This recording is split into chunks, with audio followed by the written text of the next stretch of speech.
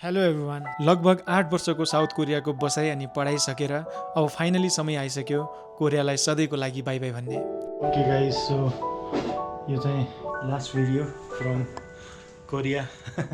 यो 8 वर्षको समयमा कोरियाले मलाई धेरै कुरा सिकायो, धेरै कुरा दियो। हो, यो सत्य हो कि त्यसको बदलामा मेरो जवानी लियो। म कोरियामा आउँदा कलिलो उमेर 22-23 वर्षको थिएँ। अब फर्किँदा मसँग युनिभर्सिटीको डिग्री, परदेशको एक्सपिरियन्स अनि अलिअलि सेभिङ त छ, तर मेरो जवानी कहिले फिर्ता नलिने गरी कोरियामै छोडेर जाँदैछु। म कोरिया आउँदा मेरो टाउकोको एउटा पनि कपाल सेतो थिएन, तर फर्किँदा दारी समेत फुलिसकेको छ। के गर्नु, समयको खेल नै यस्तै रहेछ। केही पाउनुको लागि केही गुमाउनुपर्छ। Anyway, I must be thankful to God and Korea, किनकि नेपालमा हुँदा जिन्दगीभरि काम गर्दा नि पुरा नहुने सपना कोरियाले यी केही वर्षमै पुरा गरिदियो। So thank you God and thank you Korea. कोरियामा मेरो ब्याचलर एन्ड मास्टर डिग्री सकाएर अब म जाँदैछु एउटा अर्को country to pursue my further study, अनि त्यो कन्ट्री हो क्यानाडा। मेरो क्यानाडा जर्नी अनि एक्सपिरियन्स देखाउनेछु म अर्को भिडियोमा। Stay tuned. यहाँबाट पर्मानेन्टली मुभ हुँदैछु।